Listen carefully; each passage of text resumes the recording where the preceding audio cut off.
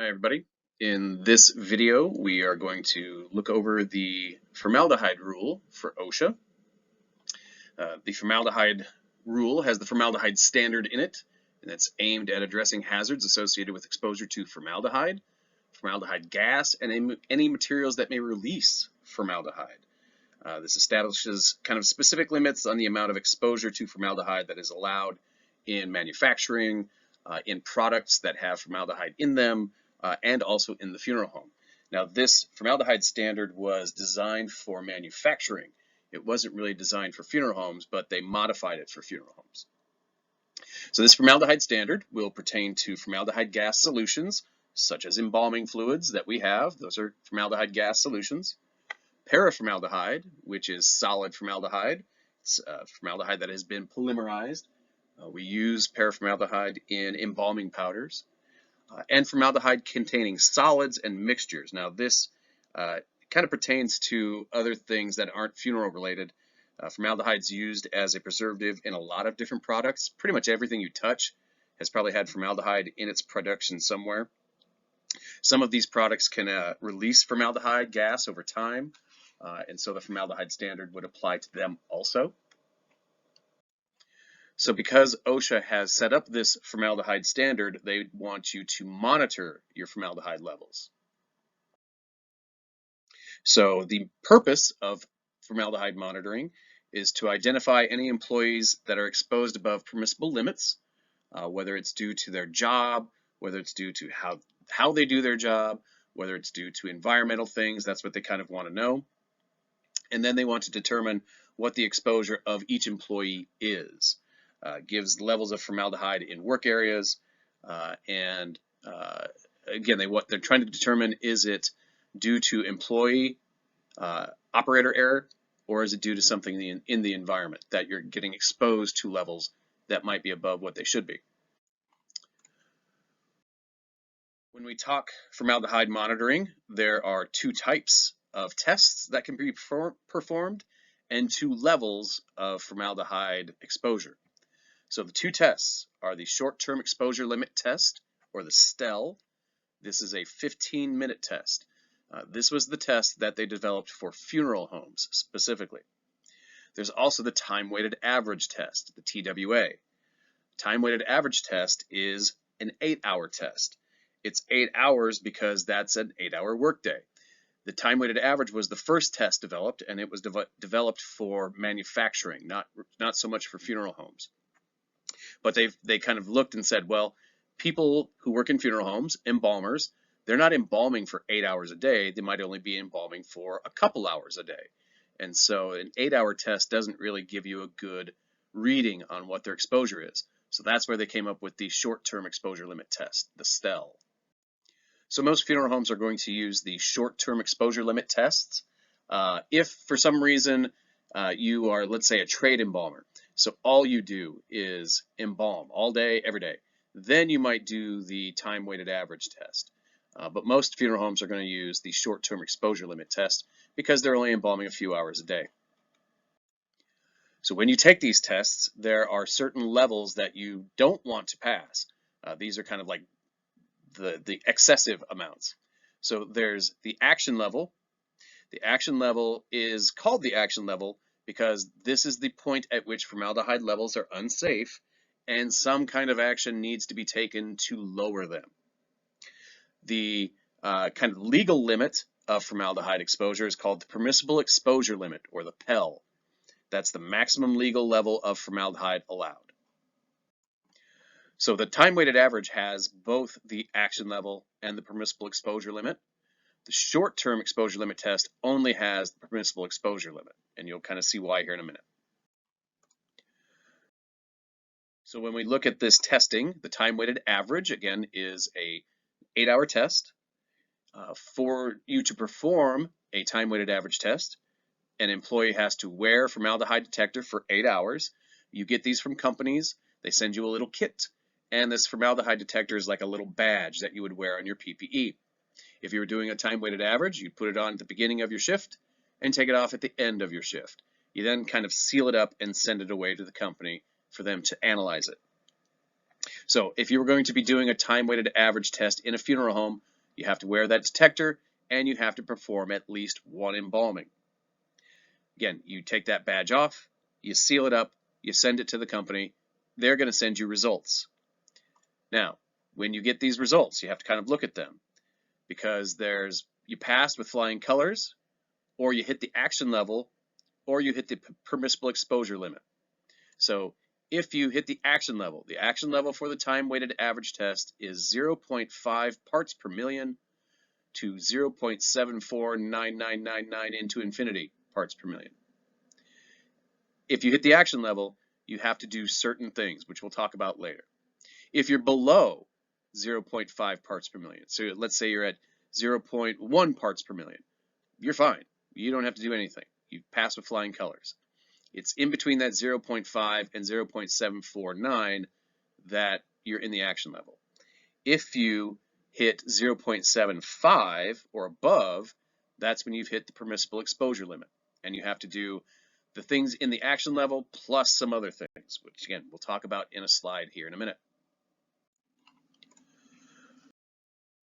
Performing a short-term exposure level test, or a STEL. Again, it's pretty similar to the time-weighted average. This is only going to take 15 minutes, though. Now, the employee must wear this formaldehyde detector for 15 minutes and must be performing one embalming. You can't embalm anybody in 15 minutes. Now, there are ways of cheating this short-term exposure level test. It says must be performing one embalming. Great. Well, maybe I'm going to take that 15 minutes to set my features in which there's no injection of the body. There's no formaldehyde being used. I would pass with flying colors, but it's not really the spirit of the test to do that.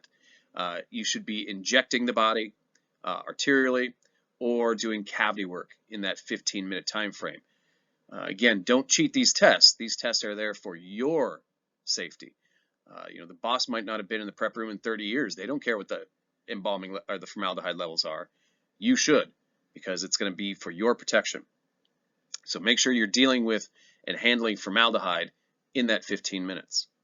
So again, once the 15 minutes is up, you take the badge off, you put it in a little baggie, send it to the company. They're going to send you results. There's only one level for the short-term exposure level test, and that's the PEL, permissible exposure limit, and that's at or above 2 parts per million. So if you hit 2 parts per million, you failed. If you hit 1 parts per million, you're fine. And you'll notice these numbers are a little bit bigger than the time-weighted average test, and it's because it's a shorter time frame. It's not being averaged out over an 8-hour period. So remember, the time-weighted average has 2 levels. The action level, 0.5 parts per million to 0.749 parts per million, and the permissible exposure limit, which is at 0.75 parts per million and above. The short-term exposure level test only has 1 level, the permissible exposure limit, and that is 2 parts per million. So as I said, you take this badge, you seal it, you send it off to the company, they send you results. Those results are going to go to the boss, and those have to be shared with employees within 15 days of receiving the results. In my prep rooms, we always had 2 years worth, if I remember right, 2 years worth of testing results, just sitting there in case, because as I mentioned, OSHA would pop into my mausoleum every once in a while, and we'd be embalming, and they'd knock on the door, and we'd say, hello, and they'd ask about testing results if the employer had given them to us, and we say, yeah, they're right here, and we'd hand them the 2 years worth of results. Now, you might have to retest, and there's instances in which you might have to do that. Obviously, if you fail a test, you're going to have to retest. And when you fail a test, whether it's the short-term exposure level test or the time-weighted average, you have to retest every 6 months until you pass.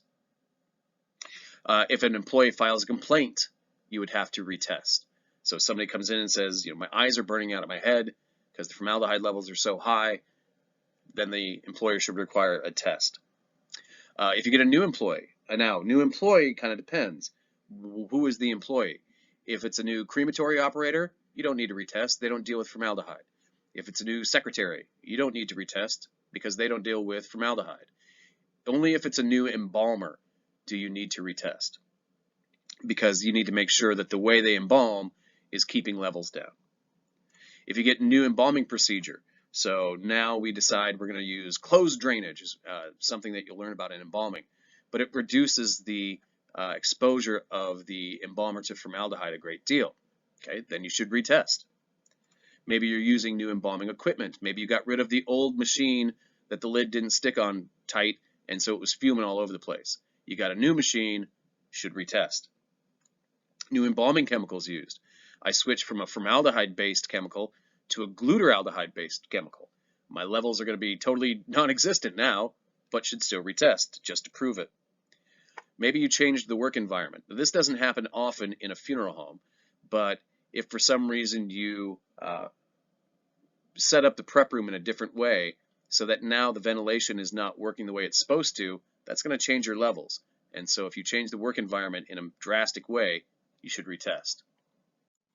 Now these testing results again are going to show you what your exposure level to formaldehyde is, and maybe it's too much.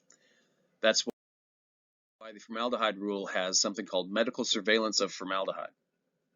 In this, the employer has to do a few things. The employer must provide a medical disease questionnaire annually. This medical disease questionnaire is going to ask questions about your work history, smoking info, medical problems, skin problems, etc. And basically it is giving you a baseline of what your health is. So you go to work at a funeral home, they give you this medical disease questionnaire, that's your baseline health. And this is a way that they can kind of monitor what your health is doing.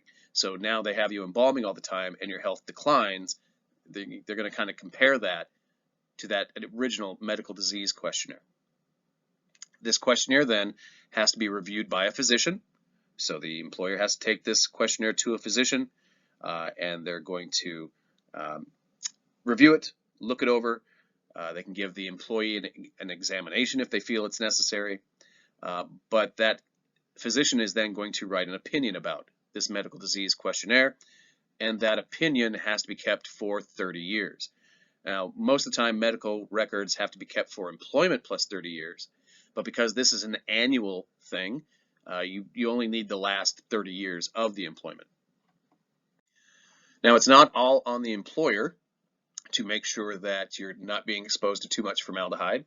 OSHA also says that the employee must report any signs or symptoms of overexposure. So it is incumbent upon you to make sure that you say to the employer, hey, I'm feeling dizzy in the prep room or whatever the case may be. We should retest, or I should go see a doctor. Now, if you have an employee that does get overexposed to formaldehyde, the formaldehyde rule has something called medical removal protection. In this, it says that employees that are suffering from formaldehyde exposure must be moved to jobs with less formaldehyde exposure until their conditions improve. So you have overexposure to formaldehyde. They say, okay, fine, you're just going to meet with families for now. We'll see if you improve, great.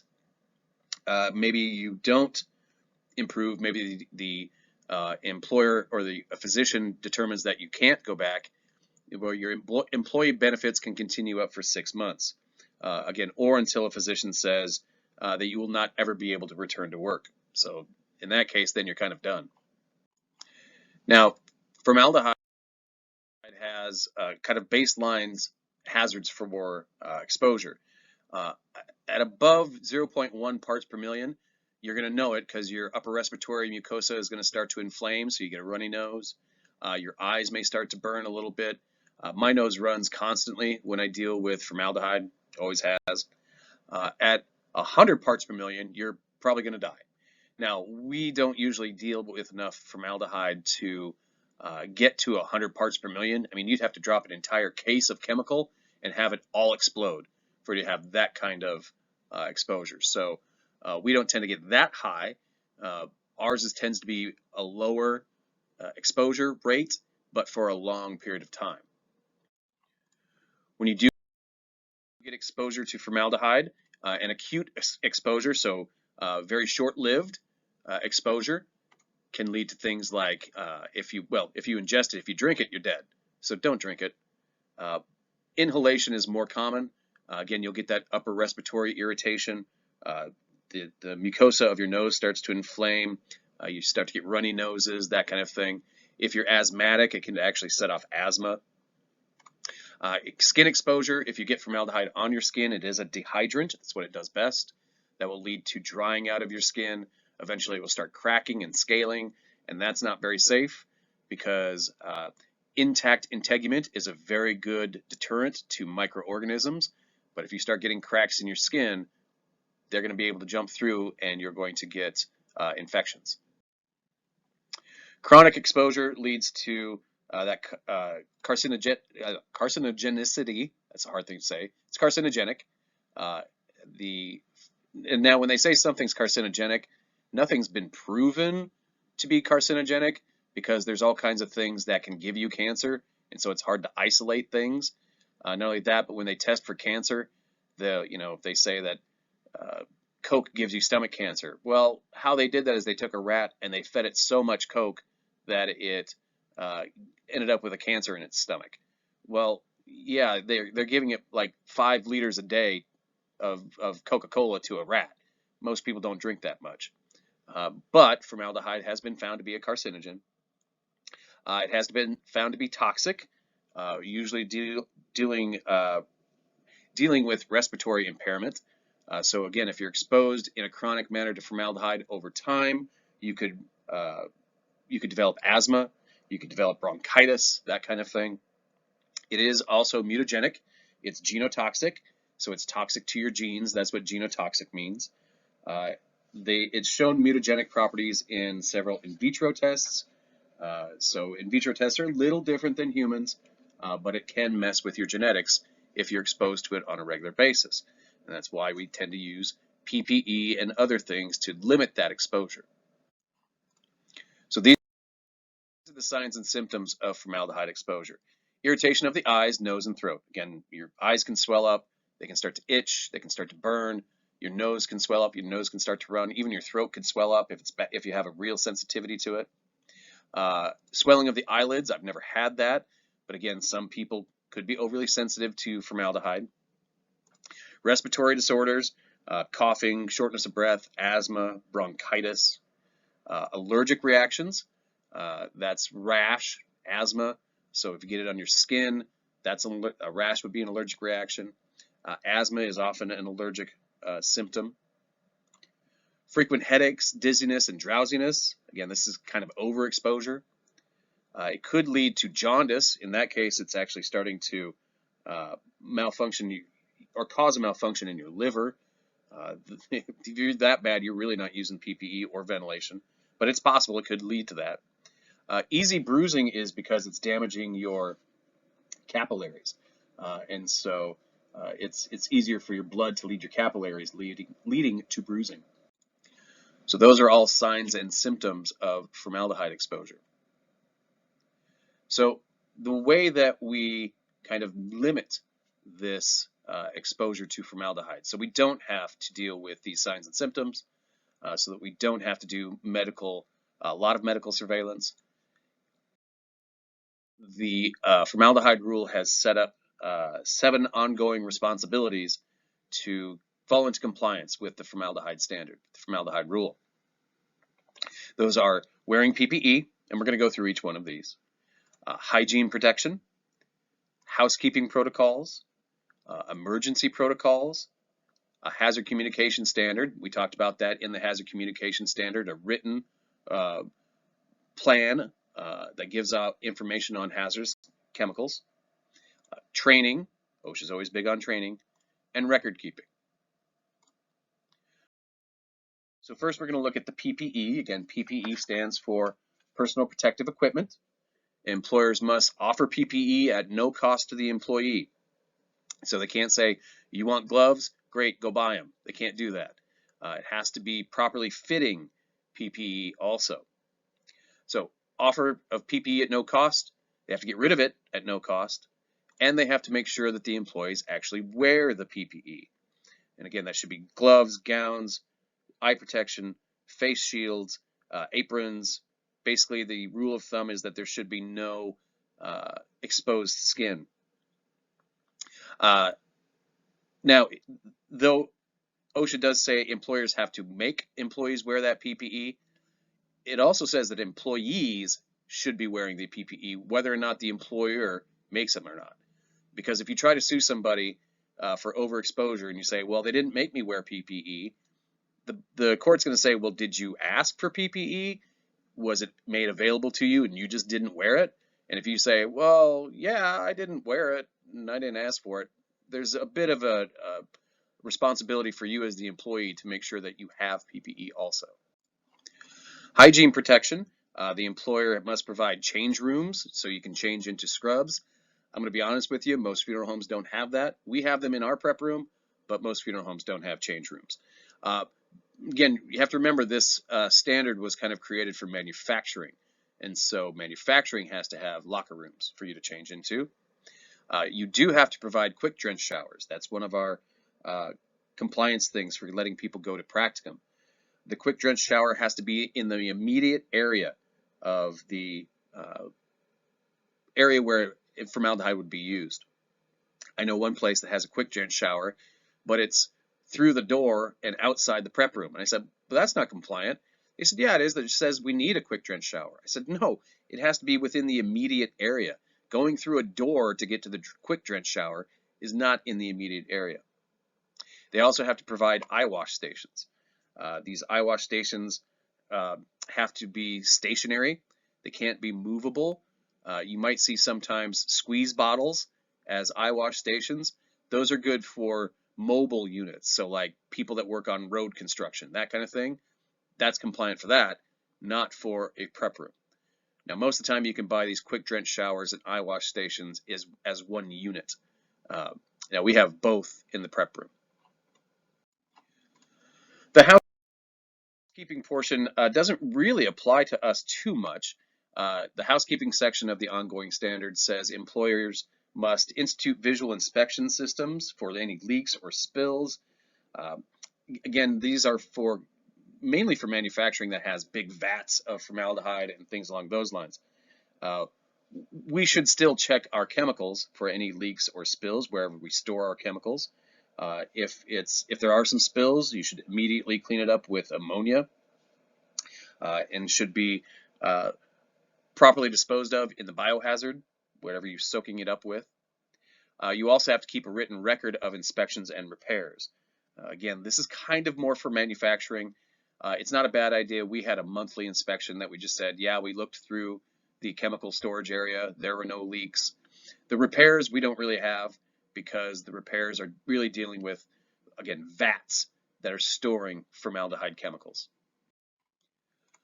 Employers also have to develop an emergency formaldehyde exposure procedure.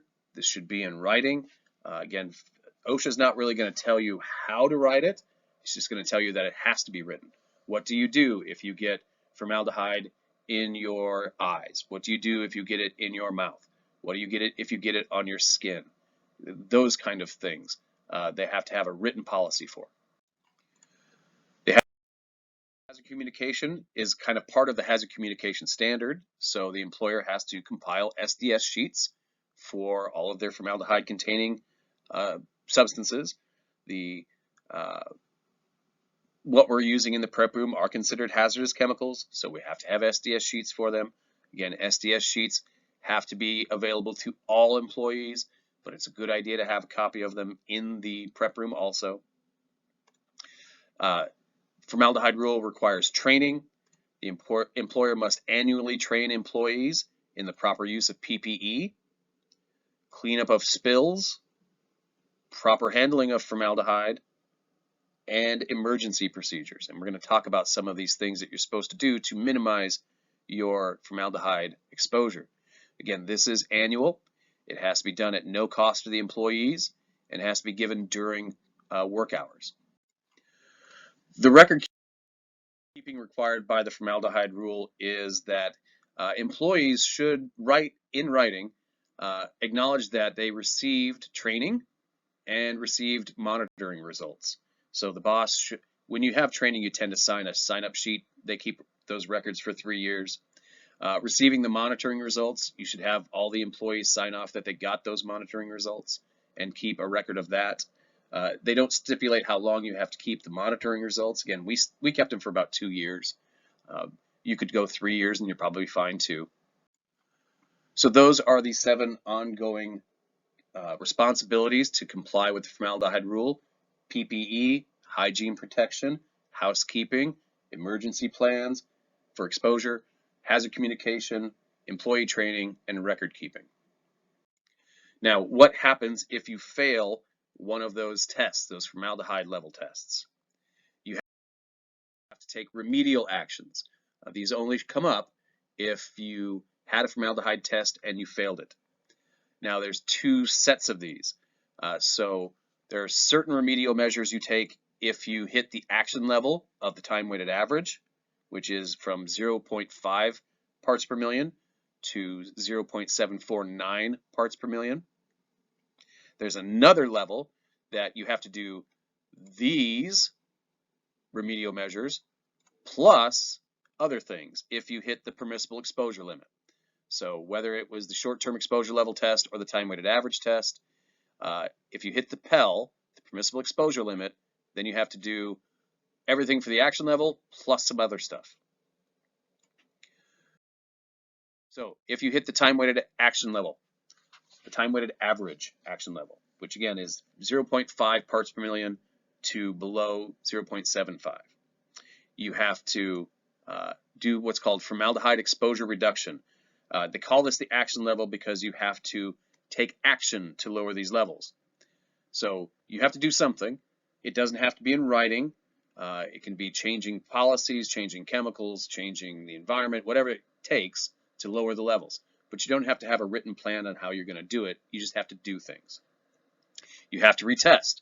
So you have to retest it at least every 6 months until your levels fall below the action level. So they fall below 0.5 parts per million. And you have to provide medical surveillance. You have to provide the medical disease questionnaire. You have to have that questionnaire looked at by a physician. You have to keep that physician's opinion for 30 years if you fail the time-weighted average test by hitting the action level. Now, if you hit the permissible exposure limit, okay, that's for the short-term exposure level test, the permissible exposure limit is 2 parts per million. For the time-weighted average, the permissible exposure limit is 0.75 parts per million.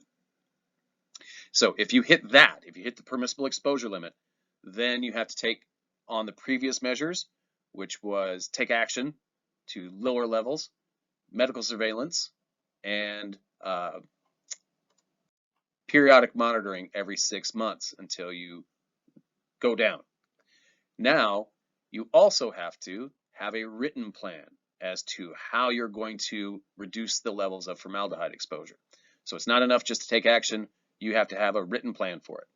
You have to post warnings on the prep room door that give formaldehyde warnings.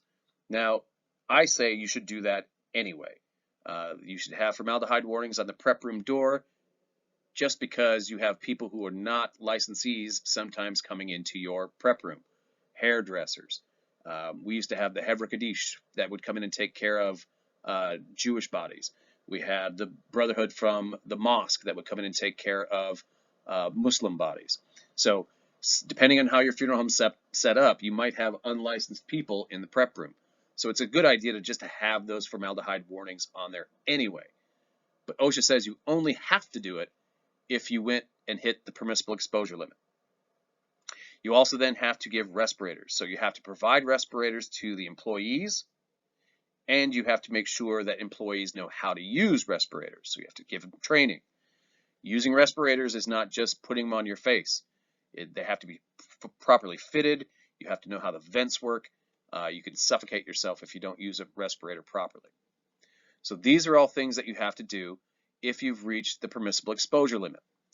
Now, again, you're going to retest every 6 months. Once you've passed that, so once you're below 2 parts per million, if you did the short-term exposure level test, or below 0.5 parts per million, if you do the time-weighted average test, then you don't have to do these things anymore. So we talk about taking action to reduce formaldehyde levels, or having a written plan for level reduction. What are some of the things that you can do? Well, there's some work practice controls that you can do. These are just procedures taken to while you're embalming to lower levels. One is wear your PPE. That's going to help protect you from exposure to formaldehyde. Prevent spills as best you can. Pour chemicals into a container so that they're not going to spill. One of the ways that we do that is we put water in the embalming tank before we pour chemicals in. That's going to help reduce infuming and splashing. Minimize vapor escape. Don't leave bottles open laying around. Bottles, when you use them and empty them out, should be rinsed out. So rinse them out with water, pour that water into the embalming tank, cap the bottle, and then throw it in the biohazard. So always recap bottles when you're not using them. Keep the lid on the embalming machine. That's another thing that's going to minimize exposure. Maintain instrument quality. This is mainly your embalming machine. Check the hoses, make sure they're not leaking. Check the lid, make sure it's secure. As we said, keep the lid on the embalming machine when not pouring things in there, obviously. Rinse out fluid bottles, I mentioned. Rinse and recap them. Continuously aspirate autopsy bodies. As we inject autopsy bodies, they will drain into the cavity. So we want to minimize our exposure to blood, but also as we start to inject arterial solution into the body, a lot of the arteries have been damaged, and so they're going to leak arterial solution into the cavity. That's why we use an autopsy aspirator. Put it in the cavity and just let it run, because that's going to reduce our exposure to formaldehyde. Using a closed drainage system, this is done with a drain tube. The drain tube has that little hub off the side that you connect a hose to. That hose then goes down to the drain in the table. It's not going to expose you to arterial solution that comes out in drainage. About half of what we inject is going to come right back out in drainage. So if you're pumping in 3 gallons of solution, about 1.5 gallons is going to go back out in drainage. That's 1.5 gallons of solution that you're being exposed to. Continuous water flow over the embalming table. That's one of the reasons why we use table water, especially if we're using an open drainage system, like with a dogleg forceps, that the drainage is just coming out all in the body and then falling on the table. We don't want it just sitting there because it's going to be containing some formaldehyde. Keep the lid on hazardous waste container. Everything we throw away is going to go into the biohazard. That biohazard should have a lid on it, because otherwise anything that's soaked in formaldehyde is going to sit in there and fume. We want lids on it to make sure we're reducing our exposure to that. So those are all work practice controls that will help you avoid formaldehyde exposure. There's also some engineering controls, and these tend to be more structural controls to help minimize your exposure to formaldehyde. One are the vacuum breakers on the hydroaspirator. Those vacuum breakers help to keep aspirated material from back siphoning into the main water supply. Well, when you do aspiration, you're going to be sucking in some formaldehyde. So that will make sure that it goes right down the drain. Maintain a drainage system, i.e. your drains, your flush sinks, or whatever you're draining into should be in good working order. You should actually have covers on those so you're not being exposed to formaldehyde that might collect in there. Make sure that it is actually draining. Don't ever pour Drano down the drain in the prep room. That's a good way to kill yourself because it's going to react very violently with that organic material and formaldehyde. Have an eye wash station. Have a drench shower. Again, the eye wash station has to be in the immediate vicinity of the workstation, as does the drench shower. I think they give you 10 feet, if I remember right, is the radius. The eye wash station has to be stationary. Again, squeeze bottles are not sufficient. And why they say stationary is that if you have to pick up the eye wash apparatus and then you drop it, well, why are you washing your eyes out? Because you're blind. And if you drop it, you're kind of out of luck. The drench shower has to run for about, has to be able to continuously run for 15 to 20 minutes. Make sure that that's not real hot water in both the eye wash station and the drench shower. You don't want to be spraying scalding water into your eyes or on your face. Also check these every once in a while. It's bad when OSHA comes in, hits the eye wash station button, and brown rusty water comes out. That's not a good look for you. Have a hand wash station. Should be a separate sink from workstation sinks. Should be pedal operated, so it's kind of handless. And your ventilation is very important. And OSHA says that ventilation should be 12 to 20 air changes per hour, with the intake being, if you only have one intake at the foot end of the table below the level of the table, because formaldehyde drops, the return should be above and behind the embalmer so that the airflow is moving away from the embalmer. All right, so that finishes it up for the formaldehyde rule. Next up, we're going to go through the bloodborne pathogen standard and the FTC.